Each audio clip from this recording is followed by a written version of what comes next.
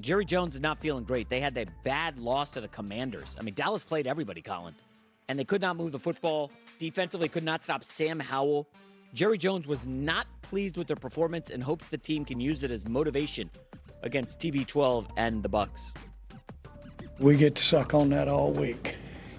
And if that doesn't make you want to get ready to go in about 6-7 days, nothing else will. And that was as thorough a butt kicking as we've had this year. And we're going to find out if that'll get you ready or not. It should with what these guys are made of. That's all I got to say. Cowboys have been very good this year off a loss.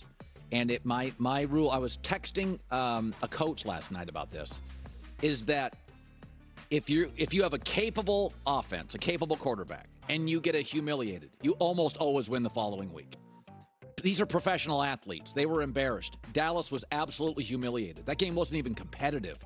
Watch Dallas come back. Dak didn't play well. Dak will play well against this Tampa team. Tampa can't run the football. They're totally one-dimensional, so Micah can pin his ears back and go get Brady. They don't run the football at all. It is an unbalanced offense with an old, immobile quarterback.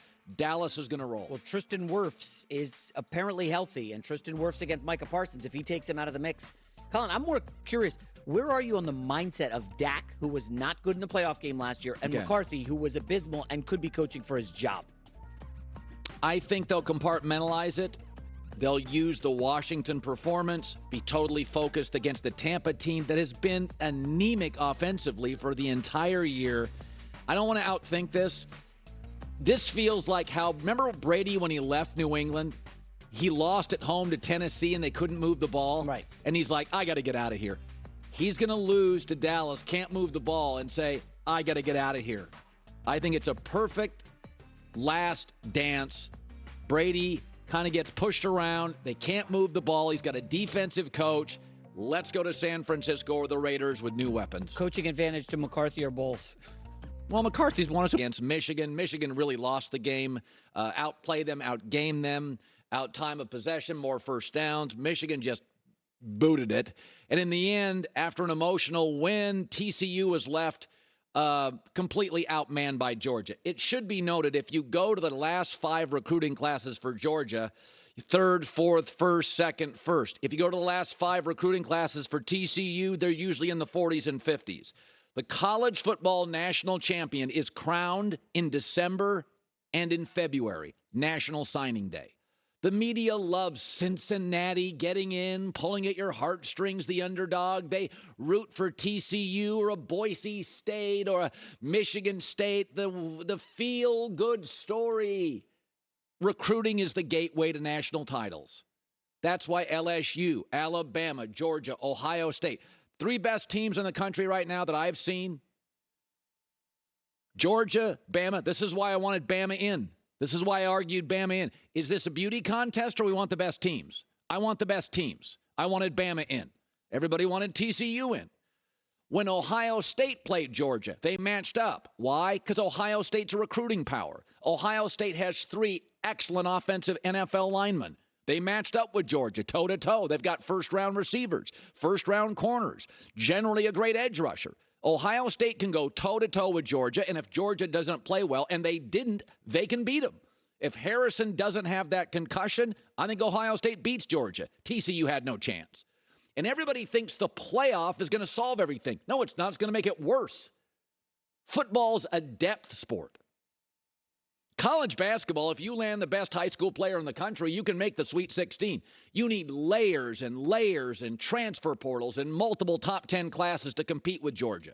Can you imagine a 12-team playoff where you get that spunky Cincinnati in, and let's say they do shock the world and beat LSU. Yeah, they got Bama next, Georgia next, Texas, Oklahoma, somebody else next.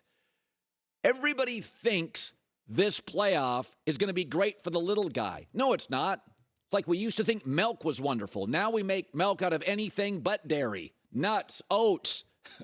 The opposite is true. Everybody thinks the playoff will help the underdog. It'll embarrass the underdog because now you'll have to win another game and another game and another game against an NFL-stacked Southern roster or Ohio State or Notre Dame recruits, and I think USC is coming and Oklahoma's always viable. But everybody's absolutely sure that this 12th playoff team, they're gonna get boat raced by the SEC. Depth is crucial. That's why you see it in the NFL. The margins are so thin. It's often the healthiest team that wins. The Chiefs lost another tackle, lost in the Super Bowl, got blown out. The healthiest team often wins because the margins are close. And in the SEC, the difference between an LSU and a Bama and a Georgia next year with Brian Kelly now at LSU going to be razor thin. The healthiest team's going to win. You know who's not going to win in the playoff? The heart-tugging underdog story that may pull off an upset and empty their emotional bag. But then they have to beat 3 more powerhouses to get there. Now's the closest way for the little guy to get in. TCU did. But you saw how they stacked up. So this idea, this media narrative about, oh, we love the Boise States. I don't. Boise State, go play up in Boise. That's fantastic. You know who I want my national championship? NFL bodies. I want Ohio State in. I want Michigan's. I want Georgia. I want LSU. I want Bama. I don't care about the story. I care about the football. And last night is the issue I have with the sport. Everybody in the world with a functional brain knows that TCU doesn't have the NFL bodies to play Georgia. It's a great story. It's not a great team. But Michigan played like crap. Michigan, Georgia would have won. But it would have been competitive. Michigan's got great O-lines and great backs and NFL bodies. But, sometimes it just cracks me up. What you think is true. Milk does a body good. I don't know. They're making it out of oats and nuts now. I don't think it's that great.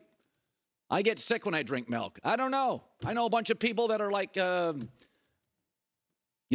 handle milk. I don't know anybody that says, oats make me sick. Just saying. J-Mac with the news. No. Heard on the news. This is the Herd Line News. Firing on all cylinders. Oh, my God. What do you have against milk? Tell me you have milk in your cereal. All I know is when I drink milk, I'm sick. When I drink oats, I'm not. So are you a dry cereal guy? No, I'm an oat or almond guy. Oh, my gosh. Almond milk guy. Oof. A quick note on last night. Obviously, with a month to prepare, I think that game is different. Last night. If this were last week's game, TCU playing Georgia in the first round. Well, Georgia would still beat them. They would still win, but it's a lot closer with a month to prepare, fully healthy, and you can dial in a trick But in a playoff, you don't get a month. Well, in the first round, you will. Okay, great. But then you have 5 more SEC teams to get through. Yes, you're not getting through the next couple rounds. But the first round, we could see some upsets. Yippee! Just like a 12 beats a 4. Yippee! Then it's gonna give you 6-7 blowouts like last night. I'm for the playoff because I want more college football. Yeah. It's just the stories that everybody tries you to buy into. Cincinnati's got no business being in a playoff. Well, remember, the transfer portal is closing the gap a little bit. Not a ton. It is. Because I look at the transfer portal, and it seems the best players are transferring to Alabama. That's what I see. I don't know. Notre Dame just got the best quarterback on the market. Well, Notre Dame's a powerhouse. Okay. Notre Dame's a recruiting power. Keep an eye on Notre Dame for next year with Sam Hartman. All right. But don't make Notre Dame into TCU. Notre Dame's an elite recruiting power.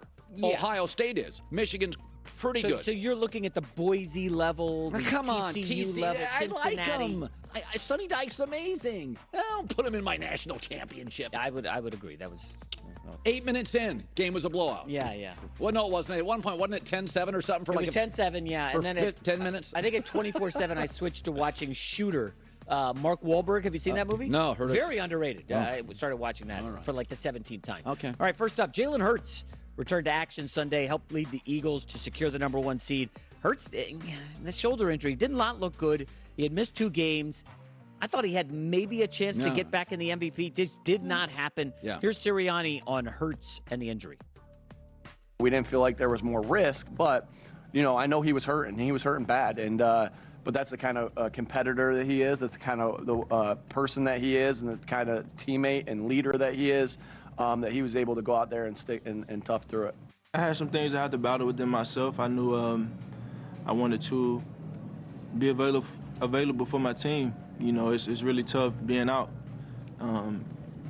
let alone, taking some losses when you're out. So I want to be available for my team. I really feel like if you want something, you got to do what you got to do to go get it. Yep, there you go.